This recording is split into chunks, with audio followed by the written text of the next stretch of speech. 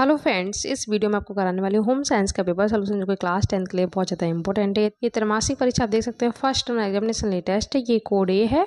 अलग अलग कोड आते हैं आपके एग्जाम में, कोई भी कोड आ सकता है, बट यही चैप्टर्स आपको पढ़ने हैं फर्स्ट टर्म के लिए। ये क्वेश्चन बोर्ड एग्जाम के लिए बहुत ज़्यादा इंपॉर्टेंट है। ओके, मैंने हिंदी, इंग्लिश, साइंस, मैथ का सोल्यूशन प्रोवाइड करवा दिया। देख लीजिएगा, क्वेश्चन बहुत ज़्यादा इंपॉर्टेंट है और मैंने पूरी तैयारी। आपको जो भी टॉपिक चाहिए हो आपको प्लेलिस्ट पे जाके देख लेना। ओके, आदर्श बजट माना जाता है तो ये हो जाएगा बचत का बजट। ओके, पारिवारिक बजट से सर्वाधिक लाभ किसको होता है तो ये होता है गृहिणी को। Option B. कौन सी पूंजी की वस्तु नहीं है तो औजार नहीं है। Okay, unit trust of India योजना किस वर्ष प्रारंभ की गई थी तो ये 1964 में की गई थी। किसी यात्रा के अवसर पर प्रयोग में आने वाला चेक कौन सा होता है? ट्रैवलर्स। ओके, यात्रा से आप समझ जाएंगे।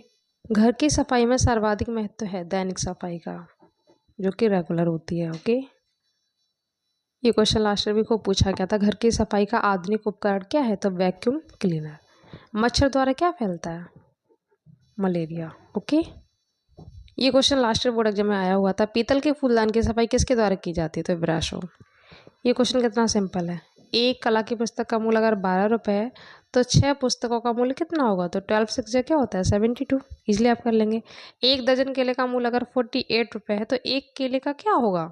एक दर्जन में कितने होते हैं? 12 होते हैं। 12 का अगर 48 में डिवाइड देंगे आप तो 4 आ जाएगा। इजिली आप कर सकते हैं इसको। बहुत सिंपल न्यूमेरिकल आते हैं होम साइंस में।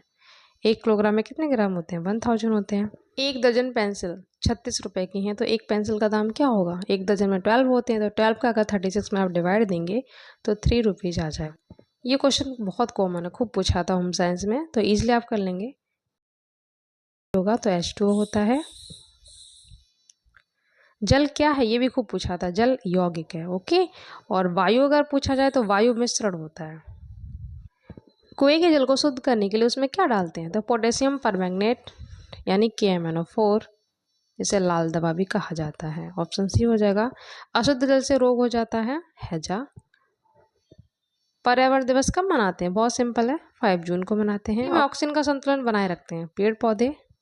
ध्वनि मापक इकाई को कहते हैं। देखो, होम साइंस का मतलब इसमें कुछ क्वेश्चन साइंस के भी आते हैं तो इसलिए आप कर लेंगे डेसिबल।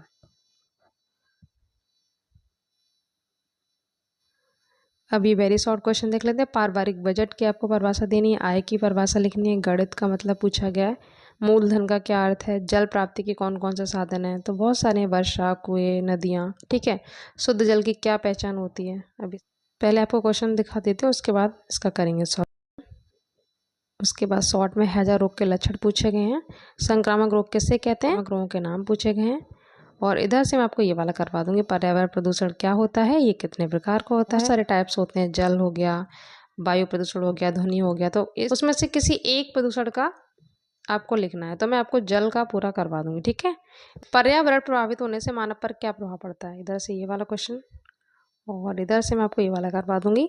संक्रामक रोगों से आप क्या समझते हैं और ये रोग किस किस माध्यम से फैलते हैं? ठीक है, यहाँ पे भी देखो पूछ लिया गया है वही क्वेश्चन। तो लाइन से पहले ये सॉल्यूशन देख लेते हैं इसका, वेरी शॉर्ट का, फिर शॉर्ट, उसके बाद लॉन्ग। ओके, आपको बुक में भी इजीली ये डेफिनेशंस मिल जाएंगे। पारिवारिक बजट की परिभाषा ये आप लिख देंगे। ओके, आय की परिभाषा यहाँ से यहाँ तक शॉर्ट में है तो आप शॉर्ट में ही लिख दीजिएगा। ये पूछा गया था ना, गणित का क्या अर्थ है या गणित से क्या आशय है, तो आप ये लिख दीजिएगा। चाहो तो एग्जाम्पल लिखना, नहीं तो इतना कर दीजिएगा। ओके, मूलधन का अर्थ इतना लिख दीजिएगा, एग्जाम्पल मत करना क्योंकि ये वेरी शॉर्ट में पूछे गए हैं। जल के स्रोत, जल प्राप्ति के साधन एक ही बात है, वर्षा, झीलें, नदियाँ, समुद्र, बर्फ के पहाड़, कुएं, नलकूप, हैंडपंप लिख दीजिएगा। शुद्ध जल की क्या पहचान है तो स्वादहीन, गंधहीन, रंगहीन, पारदर्शी होता है। ठीक है, ये आप लिख दीजिएगा। अब यहाँ से अब ये है शॉर्ट क्वेश्चन 27 वाला है ना, संतुलित बजट का अर्थ, तो ये आप लिख दीजिएगा। ये 4 मार्क्स में पूछेंगे तो थोड़ा सा आपको डिटेल में लिखना है। क्वेश्चन नंबर 28 बैंक के कार्य पूछे गए थे ना, तो आप ये लिख दीजिएगा, चेकबुक और पासबुक में अंतर। ये पासबुक और चेकबुक में आप अंतर कर दीजिएगा, बहुत इंपॉर्टेंट क्वेश्चन है, खूब पूछा आता है। क्वेश्चन नंबर 29 जल प्रदूषित होने से कैसे आप बचा सकते हैं तो आप ये उपाय लिख दीजिएगा। संक्रामक रोग पूछा गया किसे कहते हैं, ये आप लिखेंगे। ठीक है, और एग्जाम्पल लिख देंगे, मलेरिया, टाइफाइड, चेचक, इन्फ्लुएंजा, ये आप एग्जाम्पल लिख दीजिएगा जो कि पूछे गए हैं। क्वेश्चन नंबर 30 में हैजा रोग के जो लक्षण पूछेंगे तो आप ये लिख दीजिएगा 4 मार्क्स में। ओके, इतना सफिशियंट है। ये है क्वेश्चन नंबर 32, पर्यावरण प्रदूषण का अर्थ और इसके टाइप्स। ठीक है, ये बहुत सारे, इसमें से एक प्रदूषण के बारे में पूछा गया डिटेल में, तो मैं आपको जल वाला बता देती हूँ। ये आप पूरा लिख दीजिएगा। इसके बाद जो मैंने अभी आपको शॉर्ट में उपाय बताए थे वो आप लिख दीजिएगा। ओके, लास्ट में ये वाले उपाय फिर से इसमें लिख दीजिएगा लॉन्ग में। ओके, ये क्वेश्चन शॉर्ट में भी पूछा गया और लॉन्ग में भी। ठीक है, तो लास्ट में जो 34 है ना, संक्रामक रोग से आप क्या समझते हैं, तो आप इसमें भी फिर से यही लिख दीजिएगा यहाँ तक। इसके बाद ये किस किस माध्यम से फैलते हैं तो वो देख लेते हैं।